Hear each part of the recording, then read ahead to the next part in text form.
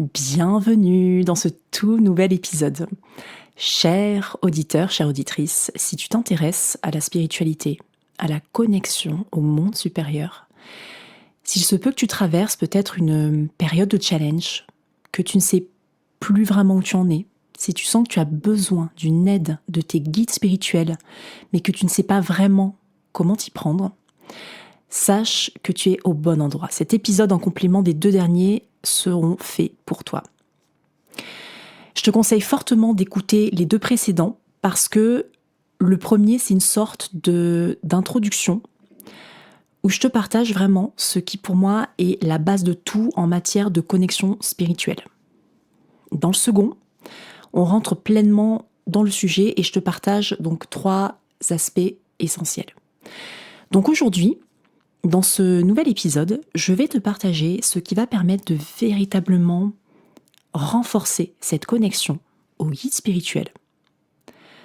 Ce qui va pouvoir véritablement te programmer pour installer ce lien avec tes guides dans ta vie de manière profonde et durable. Donc je te précise que tout ce que je partage ici, comme d'habitude, donc c'est le fruit d'expériences personnelles que j'ai vécu et intégré au cours de ma vie. Et je vais, comme d'habitude, t'inviter à prendre uniquement ce qui résonne pour toi. Je te remercie beaucoup d'être là. J'ai super hâte que tu écoutes ce podcast et j'espère que celui-ci t'inspirera. Dans le dernier épisode, je t'ai parlé de ces 3 aspects qui sont comme de véritables autoroutes pour se connecter au monde supérieur, au guide.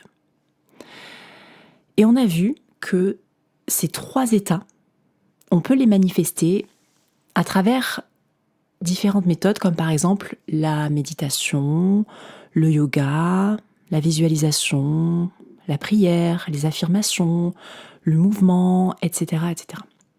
Plein de méthodes qui permettent de créer ces fameux espaces, des espaces spéciaux qui vont être dédiés à ça, qui vont t'aider à développer cette connexion avec les royaumes supérieurs, avec les guides.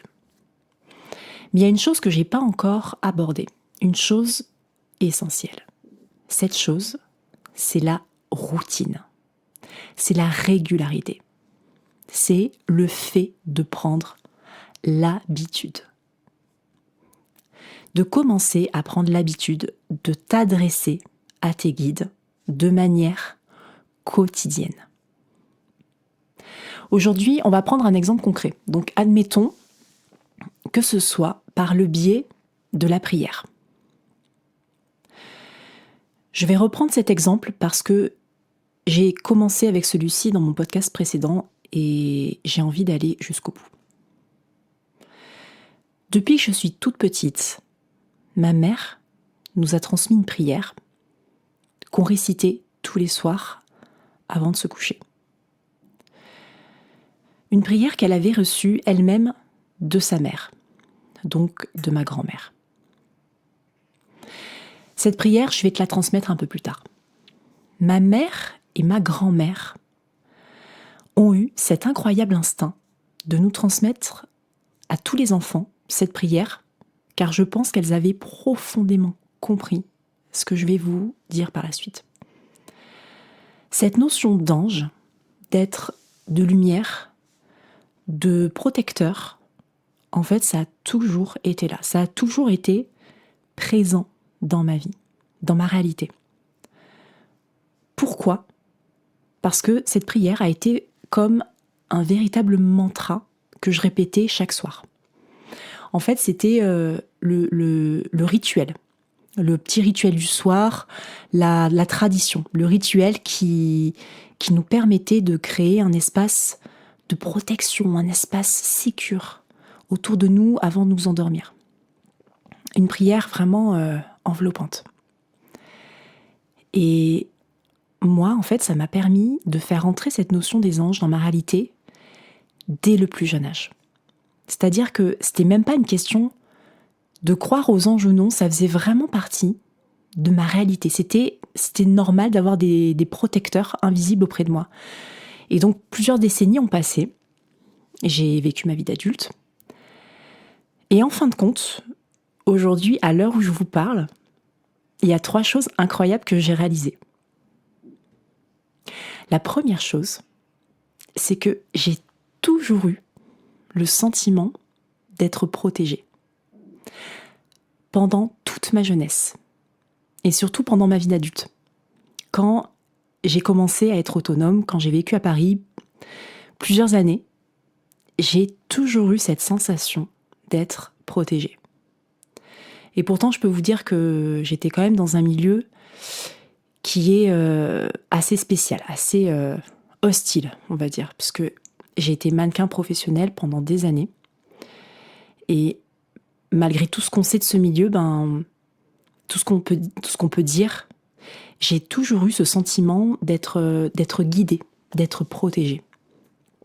Il y a des situations, en fait, des circonstances que j'aurais pu vivre, que beaucoup de jeunes femmes ont vécu et que moi, je n'ai absolument pas eu à subir, en fait. Des situations que là-haut, clairement, j'ai l'impression qu'on m'a fait éviter. Il y a des personnes ou des lieux qui peuvent être extrêmement toxiques. Et parfois, on ne nous dit pas tout, hein, surtout quand on est jeune et naïf comme moi je l'étais, parfois on ne sait même pas où est-ce qu'on va travailler, pour qui, qu'est-ce qu'on va être amené à faire exactement. Et donc, globalement, malgré tout ça, j'ai pu exercer dans des conditions relativement saines, avec des gens plutôt bienveillants, dans l'ensemble de ma carrière pro. Donc voilà, ça c'est déjà une première chose. La deuxième chose que j'ai constatée, c'est que il y a toujours eu une fidélité de ma part vis-à-vis des guides. J'ai toujours été fidèle envers eux. Alors, absolument pas parce que c'était un devoir, parce qu'on m'a dit que... voilà, mais c'est quelque chose qui s'était inscrit en moi. C'était normal, c'était naturel de penser à eux, de m'adresser à eux quotidiennement. Donc en fait, il y a toujours eu cette notion de fidélité de ma part. Et la troisième chose, c'est que au fur et à mesure des années, même si, comme la plupart des gens, je les voyais pas, même si je pouvais pas communiquer directement avec eux comme on communique entre êtres humains, même si je ne ressentais pas forcément clairement cette connexion avec ces êtres, eh bien, je les ai toujours aimés profondément. J'ai toujours été fascinée par ces êtres. J'ai toujours aimé cette idée d'avoir des protecteurs invisibles, des êtres plus évolués, plus grands que nous, qui sont là pour nous, comme si c'était nos grands frères en fait. J'ai toujours considéré les anges gardiens, donc les guides, comme mes amis, un peu comme mes grands frères et sœurs de la lumière. Et je les ai toujours aimés. Et ce qui est dingue, c'est que ces 3 choses que je viens juste de vous citer, c'est exactement les 3 éléments qui se trouvent dans la prière que j'ai récitée durant toute mon enfance.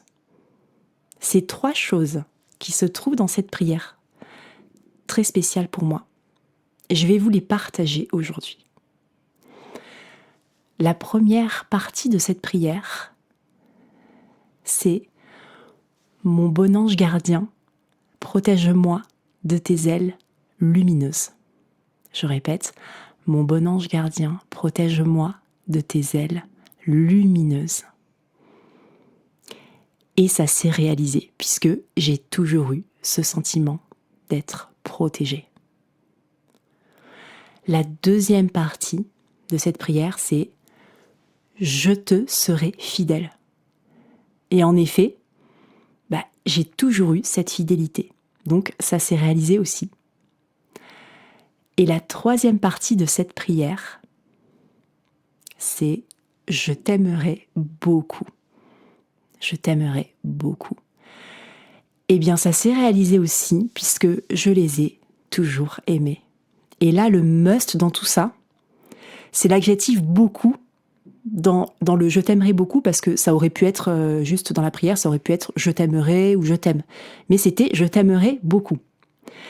Et en fait, ça correspond exactement à ce qui s'est passé quand j'ai eu ce déclic que je vous raconte dans mon premier épisode. Quand je vous parle quand je vous raconte ce récit personnel que j'ai vécu lors d'un voyage transformateur, quand je vous raconte que mon amour pour les anges et les guides s'est particulièrement développé à cette période de ma vie. Et bien là, la phrase « je t'aimerai beaucoup », je peux vous dire que ça a vraiment pris tout son sens. Et ce qui est dingue dans tout ça, c'est que ce que je viens de vous dire, je ne l'avais même pas réalisé avant. C'est-à-dire que c'est seulement en écrivant ce podcast que j'ai conscientisé ce truc. Je me suis dit, mais punaise, c'est incroyable. J'avais jamais pensé, en fait. Donc voilà, je trouve ça génial. Comme quoi, des fois, en écrivant des podcasts, on a des choses qui surgissent, des choses qui apparaissent évidentes. Donc, tout ça pour vous dire quoi ? En fait, quand on répète une nouvelle action, quelle qu'elle soit, il se passe quelque chose de très concret à l'intérieur de nous. C'est pas juste une question de volonté ou de mindset. En fait, aujourd'hui, les neurosciences montrent clairement que notre cerveau est capable de se transformer. On appelle ça la neuroplasticité. Plus on répète une pratique, plus on renforce certains circuits dans le cerveau. Un peu comme si on traçait un nouveau chemin à l'intérieur de nous. Et à force de le prendre encore et encore, ce chemin, en fait, il devient naturel, il devient automatique.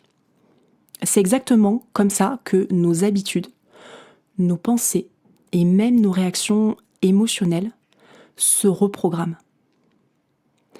Donc la régularité a un pouvoir immense. Elle nous permet de créer une nouvelle façon de fonctionner. Et ça, c'est quelque chose qui est scientifiquement prouvé. Donc tout ça pour vous dire que d'avoir répété cette prière tous les soirs pendant plusieurs décennies, pendant toute mon enfance et mon adolescence, eh bien ça m'a profondément programmée. Ça s'est engrammé dans mes cellules. Ça s'est matérialisé.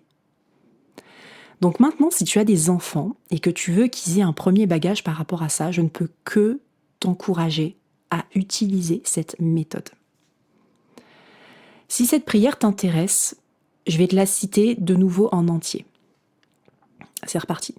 Mon bon ange gardien, protège-moi de tes ailes lumineuses, je te serai fidèle et je t'aimerai beaucoup. Elle est d'une simplicité, mais je l'adore. C'est la prière de mon enfance et parfois, plus c'est simple et mieux c'est. Donc si cette prière te plaît, tu peux la reprendre, tu peux te l'approprier. Autrement, tu peux aussi en créer une qui te ressemble davantage et qu'ils pourront réciter tous les soirs avant de s'endormir. Mais c'est aussi valable pour toi, en fait, en tant qu'adulte. Si la prière, tu sens que c'est quelque chose qui t'appelle, alors vas-y. Et la prière, ça peut être quelque chose de très spontané. Moi, personnellement, je leur ai toujours parlé de manière très spontanée, un peu comme si c'était mes potes, comme si c'était mes amis. Et bien sûr, donc j'ai eu la chance d'avoir cette base qu'on m'a donnée depuis toute petite, où j'ai été baignée dans cet environnement spirituel. J'ai eu la chance qu'on m'ait transmis cette prière dont je vous ai parlé.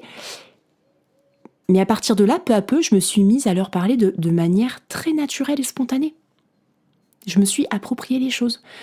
Parce que pour moi, il n'y a rien de plus authentique que quelque chose qui vient de soi-même. Même si c'est pas très bien exprimé. Même parfois on cherche ses mots. Moi, par exemple, j'ai l'impression parfois de dire n'importe quoi, de m'exprimer un peu n'importe comment, et surtout quand je suis dans l'émotion. Quand on est dans l'émotion, on cherche ses mots et c'est tout à fait normal. Mais en fin de compte, je m'en fiche parce que je me dis, les anges, ils s'en foutent, puisque de toute façon, ils comprennent, ils ressentent l'intention de la prière. On sait que le plus important, c'est l'intention, l'énergie qu'on va émettre depuis l'espace du cœur. Donc après, la forme, c'est quelque chose qui vient au fur et à mesure et qui peut se structurer de mieux en mieux.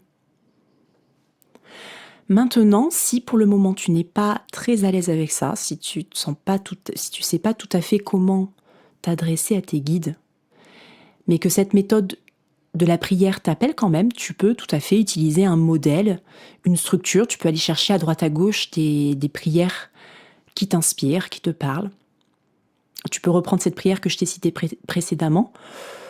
Ou bien tu peux créer ta propre phrase en prenant le temps de trouver les bons mots.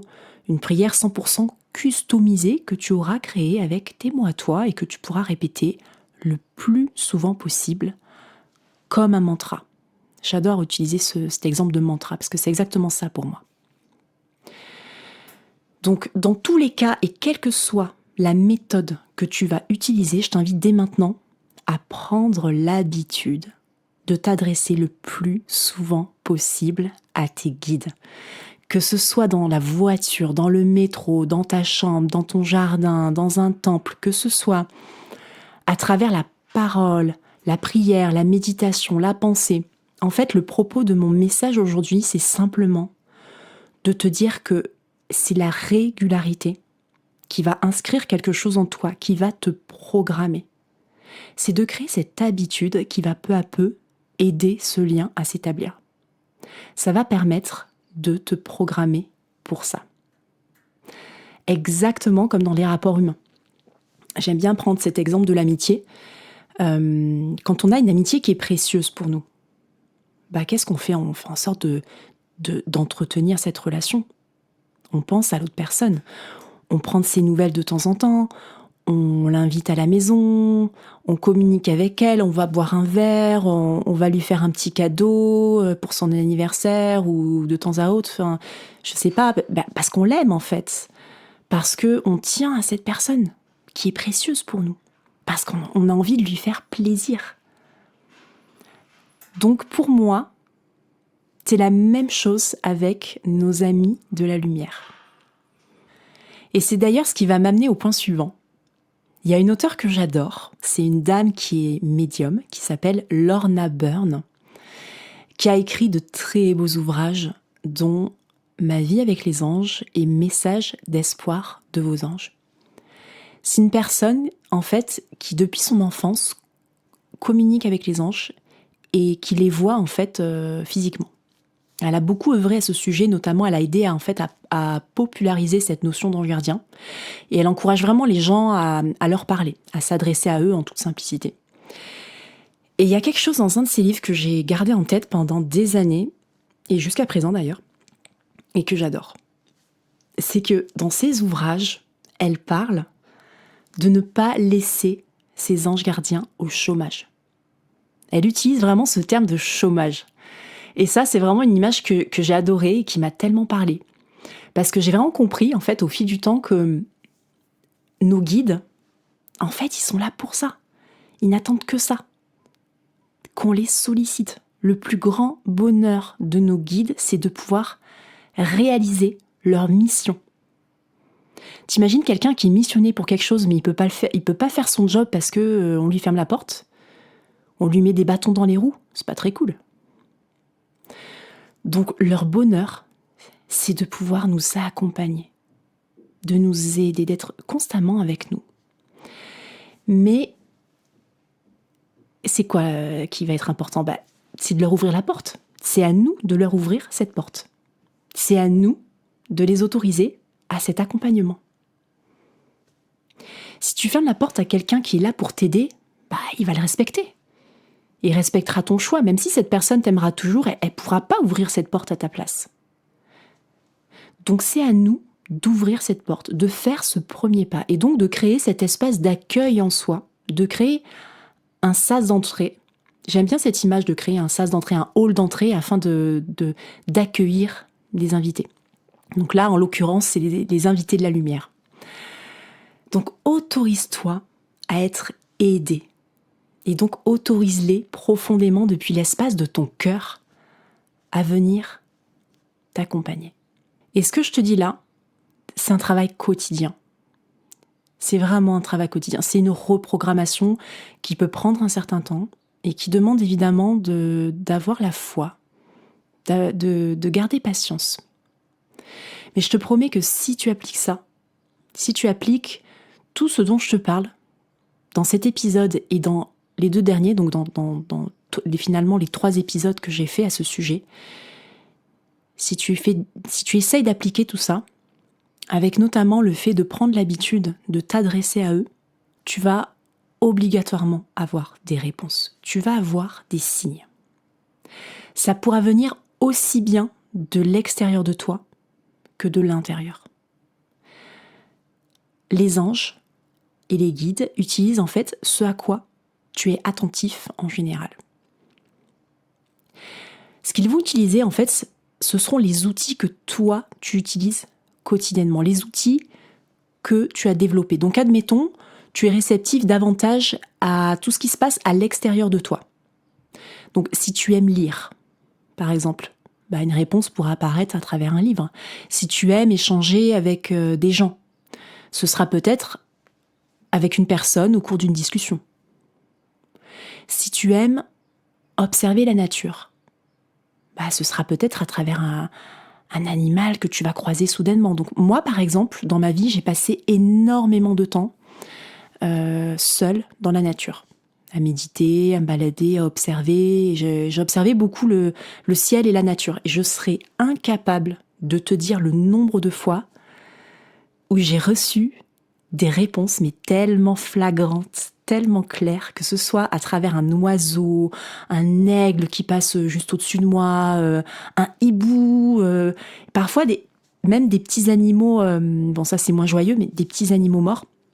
Donc ça, en général, c'est pour quand je dis des petits animaux, c'est même des insectes, des petits trucs, voilà. Hein. Mais en général, ça, c'est pour me donner plutôt des avertissements, pour me dire attention, prudence.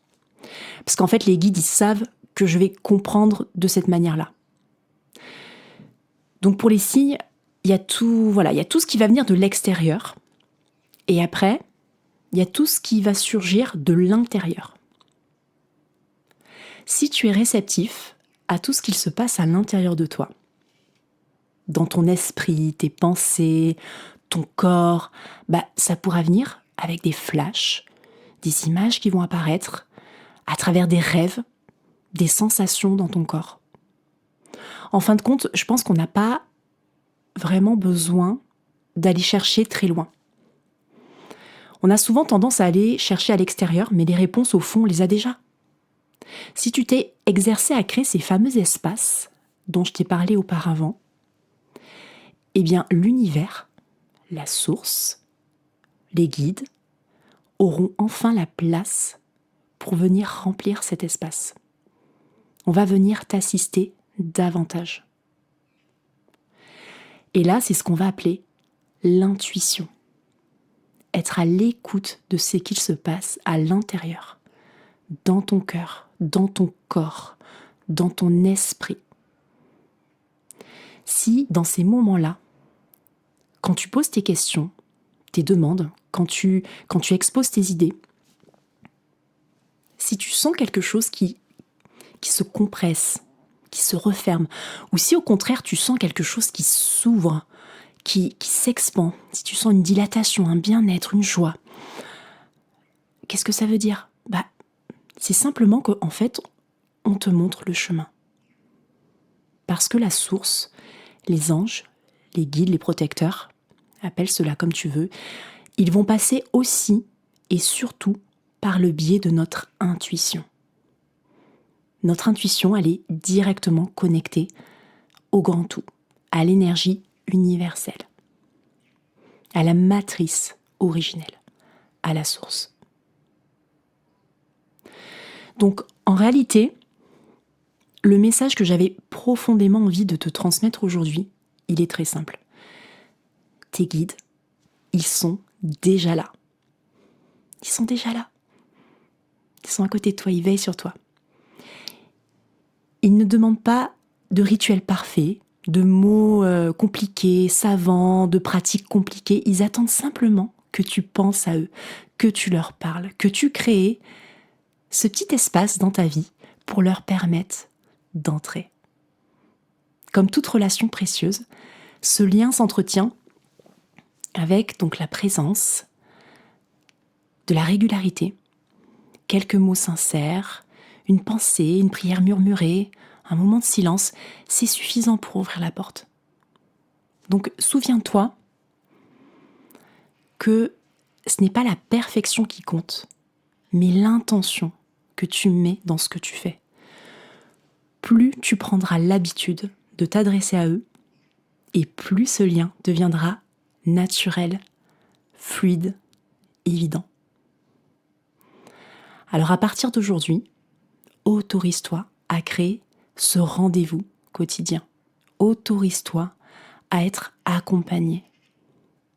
Autorise-toi à ne plus avancer seul. Parce que tu le mérites pleinement. Chacun d'entre nous le mérite pleinement. Tes guides n'attendent que ça. C'est la fin de mon podcast. J'espère de tout mon cœur que celui-ci t'aura inspiré. Si c'est le cas, je t'invite à t'abonner à ma chaîne, que ce soit sur YouTube, Spotify ou sur Apple Podcasts. Comme ça, tu pourras être informé des prochains épisodes. Et surtout, si tu souhaites toi aussi t'exprimer à ce sujet, témoigner, ou même si tu as des questions, n'hésite surtout pas à laisser un petit commentaire. Un grand merci de m'avoir écouté. Je te souhaite un très beau chemin avec tes amis de la lumière et je te souhaite d'avancer pleinement sur ta voie solaire. À très bientôt.